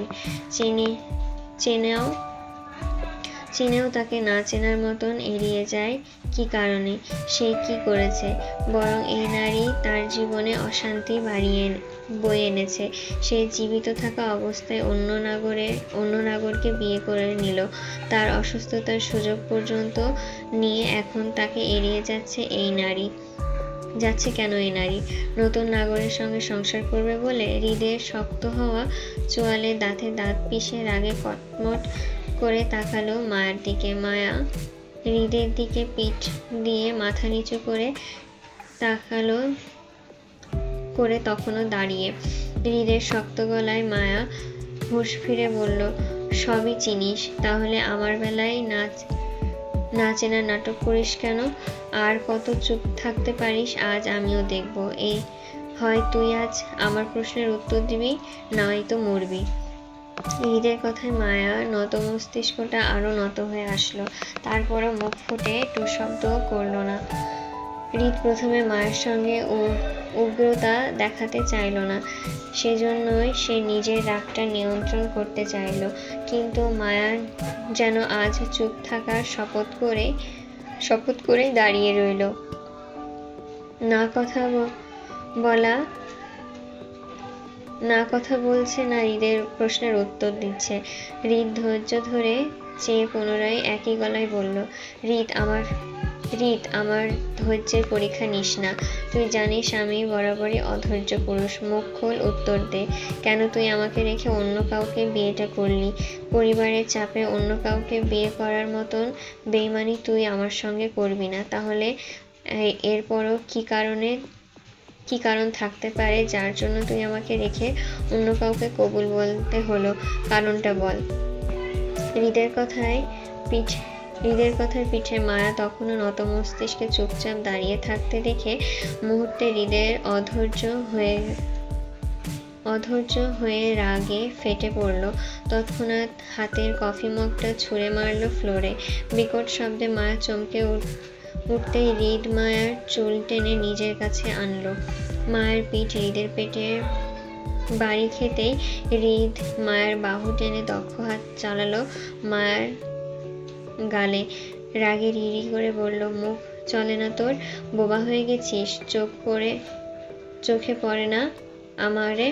প্রশ্ন করি কানে যায় না তোর? নাকি নাগরের সাথে হাসপাতালে ভর্তি হতে চাস? কোনটা? হৃদের হ্যাচকা টানে হাতের বাটি পড়ল ফ্লোরে। ঝনঝন শব্দে মুহূর্তে কয়েক খণ্ড বিখণ্ডিত হয়ে গেল বাটিটি। হৃদের শক্ত হাতে গাল পিষায় মায়ার গালের চামড়া লেগে গেল মাড়িতে। অসহনীয় ব্যথায় কুঁকড়ে উঠে মায়া ছটফটিয়ে উঠল হৃদের হাত ছাড়াতে চেয়ে। কিন্তু হৃদের শক্তিতে উঠতে না পেরে মায়া ফুঁপিয়ে কেঁদে উঠল। তারপরও যেদি মায়াকে হৃদের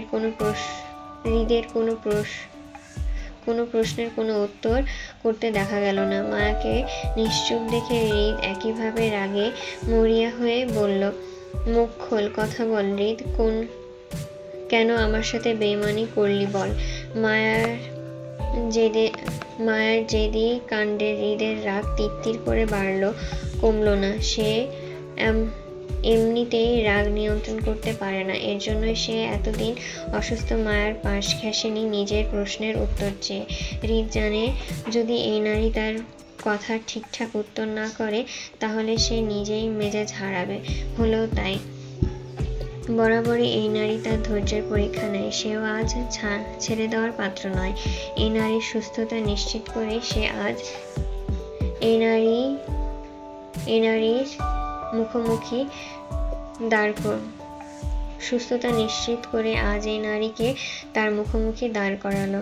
সে তার মনে দীর্ঘদিনের কিছু তিক্ত প্রশ্ন নিয়ে বেড়াচ্ছে অন্তরে, যেটা এবার পরিষ্কার না করলেই নয়। হৃদ একইভাবে মায়ের গাল চেপে বলল, উত্তর দে হৃদ, উত্তর দে। আমার উত্তর লাগবে। এই একটা প্রশ্ন আমাকে গোটা 2 মাস শান্তিতে ঘুমাতে দেয়নি। বল, আমার অনুপস্থিতিতে কেন অন্যকে বিয়ে করলি? কেন? তুই জানতি আমার তোকে ছাড়া কলিজা নড়ে না। তারপর আমার জায়গায় অন্য কাউকে কেন আসলো? কেন? অসহনীয় ব্যথায় মায়ের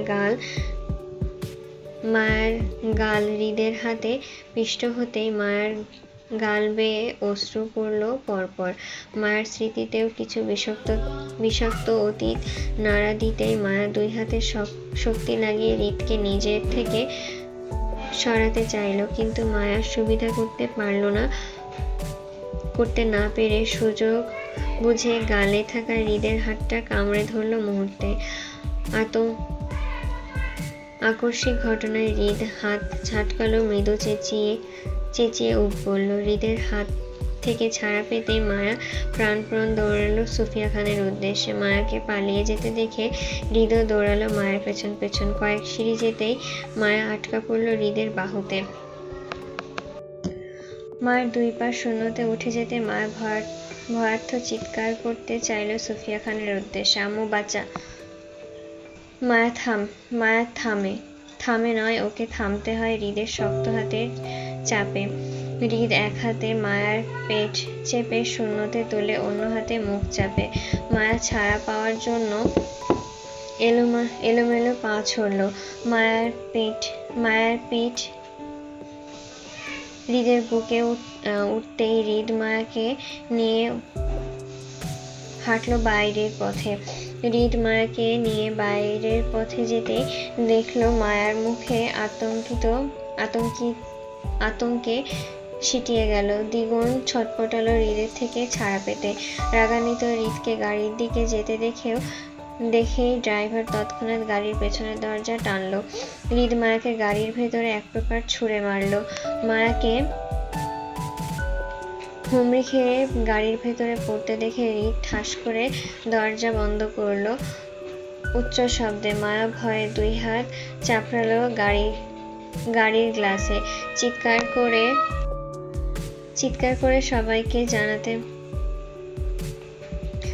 সবাইকে ডাকলো ওকে বাঁচাতে, কিন্তু মায়ের চিৎকার গাড়ির গ্লাস ভেদ করে বাড়ির ভেতর অব্দি পৌঁছালো না। হৃদ ড্রাইভারকে রেখে সে নিজেই ড্রাইভিং সিটের দিকে এগোতে আসিফের উদ্দেশ্যে হাঁক ছেড়ে বলল, আসিফ, কাজের ব্যবস্থা কর, কুইক। আসিফ সবেমাত্র হৃদকে দেখে দৌড়ে এদিকটায় আসছিল হৃদের সঙ্গে যাবে বলে, কিন্তু কাছাকাছি আসতে মায়াকে গাড়ির ভেতরে চিৎকার করতে দেখে সে থেমে যায় ভয়ে। আবারও মায়াকে আঘাত করবে কিনা সেই ভাবনার মাঝেই হৃদের আদেশ আসলো তার উদ্দেশ্যে। আসিফ হৃদের পুরো কথা তৎক্ষণাৎ বুঝতে পারল না। হঠাৎ করেই হৃদ ভাইয়ের কাজী কেন লাগবে, আর সে কাজী নিয়েই বা কই যাবে, কার বাড়িতে উঠবে? হৃদের প্রশ্নের সঙ্গে সঙ্গে আসিফ প্রশ্ন করে বলল, ভাই, কাজী নিয়ে কই যাব, কার বিয়ে? হৃদ গাড়ির দরজা টেনে ড্রাইভিং সিটে বসতে চেয়ে দাঁড়িয়ে গেল। রাগে কটমট করে তাকালো আসিফের দিকে।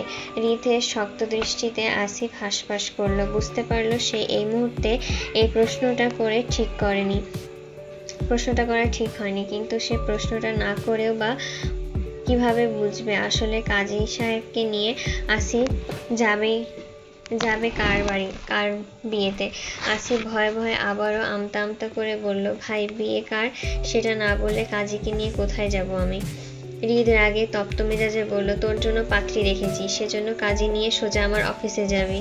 আমার পৌঁছানোর আগে যেন কাজী পৌঁছে যায়, মনে রাখিস। কথা বলে হৃদ ড্রাইভারকে রেখে সে নিজে গাড়িতে বসলো। দক্ষ হাতে গাড়ি চালালো চেনা গন্তব্যে। আসিফ বিস্ময়িত দৃষ্টিতে হৃদের গাড়ির দিকে তাকিয়ে রইল। আসিফের বিয়ে মানে? হৃদ ভাই এখন তাকে বিয়ে দিবে? কিন্তু কার সাথে? সে না রাফাকে পছন্দ করে?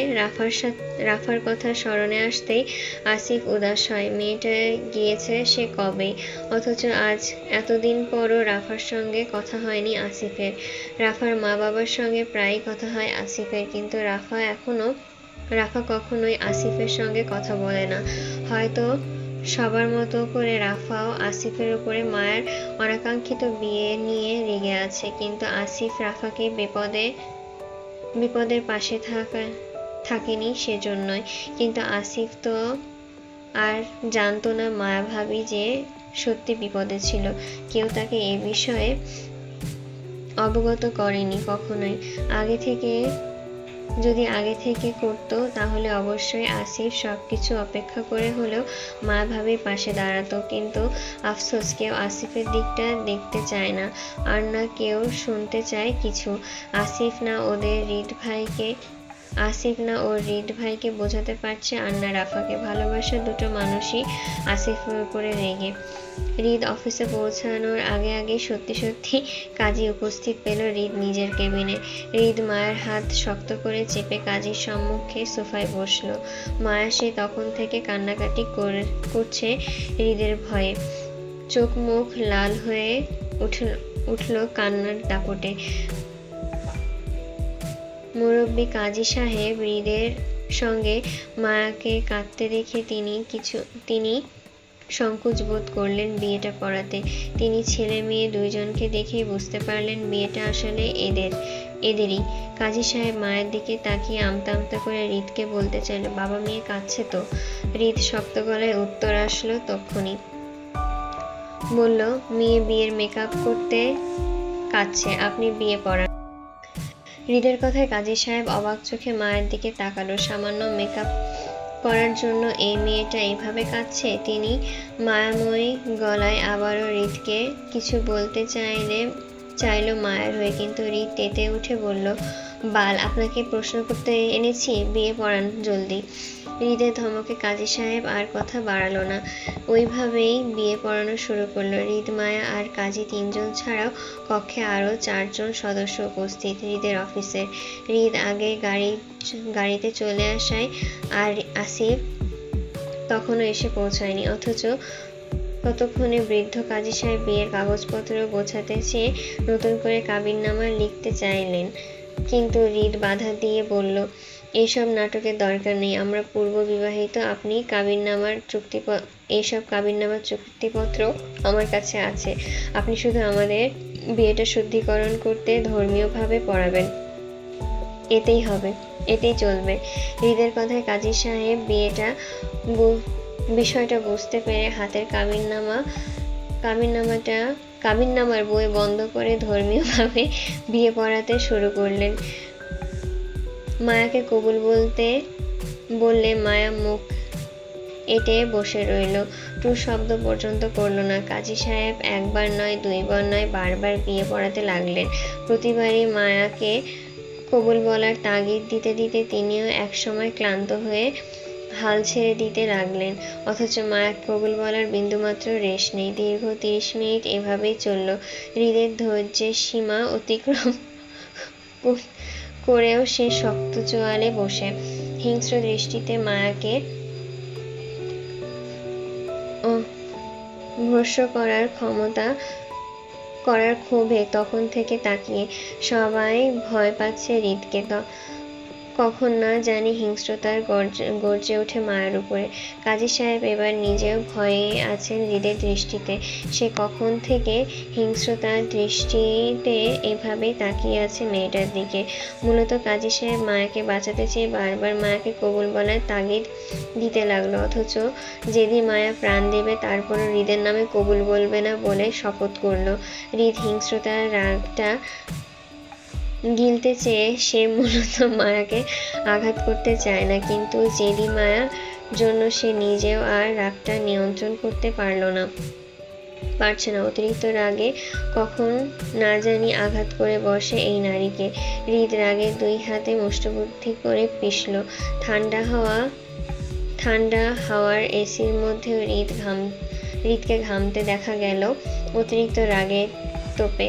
মায়া তখন থেকেই মুখ এঁটে ঘাপটি মেরে কেঁদেই চলেছে, না কাজীর কথা শুনতে চাইছে আর না অন্য কারোর। হিংস্র হৃদ তখনই ফুঁসে ফেটে পড়ল। 2 হাতে তৎক্ষণাৎ ঘুষি বসালো সামনের সোফার টেবিলে।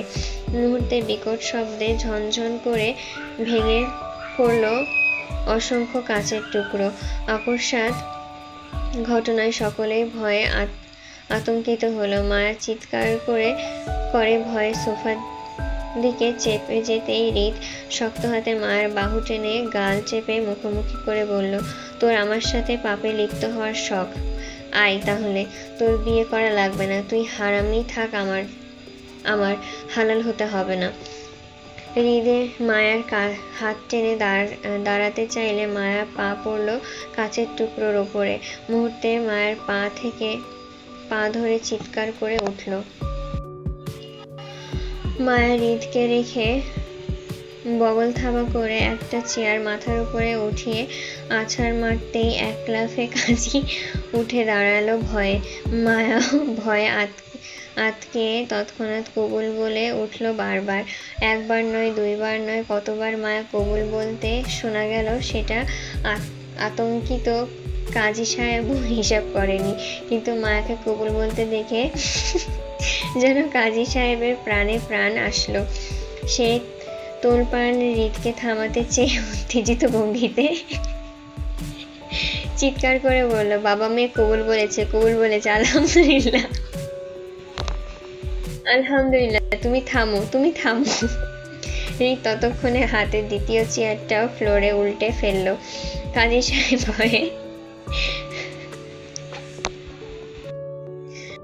ভয়ে কলিজা হাতে নিয়ে দাঁড়িয়ে। শেষ বয়সে এসে তিনি এমন আতঙ্কিত, বিয়ে পড়াতে হবে জানলে তিনি কখনোই আসতেন না। এখন এসেও ফেঁসে গেছেন হৃদ খানের লোকদের দেখে। সাত সকালে ভয়ে গলা শুকিয়ে কাঠ। তারপরও তিনি হৃদের মুখের দিকে তাকিয়ে আছেন কবুল বলার আশায়। এতক্ষণ মেয়ে কবুল বলেনি, এখন ছেলে কবুল বলছে না। এদের যদি বিয়ে করার ইচ্ছাই না থাকে তাহলে ওনাকে কেন ধরে আনলো এই অসময়ে? উনি বয়স্ক অসুস্থ মানুষ। ও এদের জ্বালায় বারবার কলিজা শুকিয়ে যাচ্ছে ভয়ে। এবার যদি হৃদ খান আর একবার চেয়ার তোলে তাহলে তিনি সোজা চোখ বন্ধ করে আল্লাহর নাম নিয়ে দৌড়ে পালিয়ে যাবেন এখান থেকে। এখানে থাকলে তিনি এমনি আটকে মরে যাবেন। কাজী সাহেবের ভাবনার মাঝেই মায়া সোফা থেকে উঠে হঠাৎ দৌড়াতে চাইলো, কিন্তু দরজা অবধি যাওয়ার আগে পুনরায় হৃদ হাতে আটকা পড়লো। হৃদ মায়াকে দুই হাতে আটকে টিকটির মেজাজে একত্রে 3 কবুল বলে কাজীর উদ্দেশ্যে বলল, কবুল বলা শেষ, বিয়ে শেষ, আপনারা এখন যান। হৃদের কথায় কাজী সাহেব এক লাফে ফ্লোর থেকে নিজের খাতাপত্র উঠিয়ে দৌড়ালো দরজার দিকে। এতক্ষণ জড়সড় হয়ে দাঁড়িয়ে থাকা আসিফ ও কর্মচারীরাও কাজী সাহেবের পেছন পেছন ছুটলো। হৃদ মায়াকে নিয়ে হাত বাড়িয়ে দরজা লক করলো। মায়া হৃদের বক্ষে ছটফট করে শব্দ করে কেঁদে উঠল। এত কিছুর পরও মায়া হৃদের সঙ্গে কথা বলছে না। হৃদ রাগে ক্ষোভে মায়াকে উঠিয়ে সোফার উপরে ছুঁড়ে মারতে সে গায়ের শার্টে হাত দিল। রাগে একই মেজাজে বলল, ভদ্রতা ভাষা বুঝিস না, অভদ্রের ভাষা ঠিকই বুঝবি তুই আমার। মায়া ভয়ার্ত মুখে উঠতে চাইলে হৃদ মায়ের পা টেনে ধরে নিজের কাছে টানলো। মায়াকে জড়িয়ে ঘনিষ্ঠ হতে চেয়ে মায়ের গায়ের ওড়না টেনে ফ্লোরে ফেলে। মায়া ছটফটিয়ে নিজেকে ছাড়াতে চাইলে হৃদ মায়ের 2 হাত বাঁধলো নিজের এক হাতে সোফায় চেপে।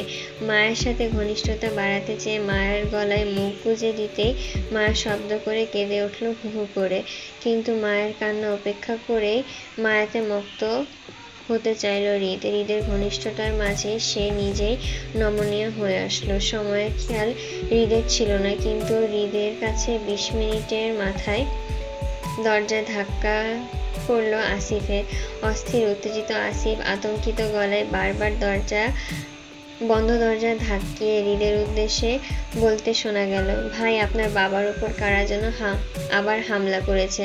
রাদীপ ভাই আহত হয়েছে। চট্টগ্রাম থেকে ফোন এসেছে আপনার জন্য। ভাই, আমি কি গাড়ি বের করব? ভাই। আসিফের পরপর চিৎকারে হৃদের মস্তিষ্ক সজাগ হয়। সে মাথা উঁচিয়ে রক্তিম চোখে তাকালো বক্ষের নিচে পিষ্ট হওয়া মায়ের দিকে। বন্ধ 2 চোখের পাতার অনবরত কাঁপছে। মায়ের ঠোঁট নাড়িয়ে মোহিত হৃদ মায়াকে কম্পন অবস্থায় দেখে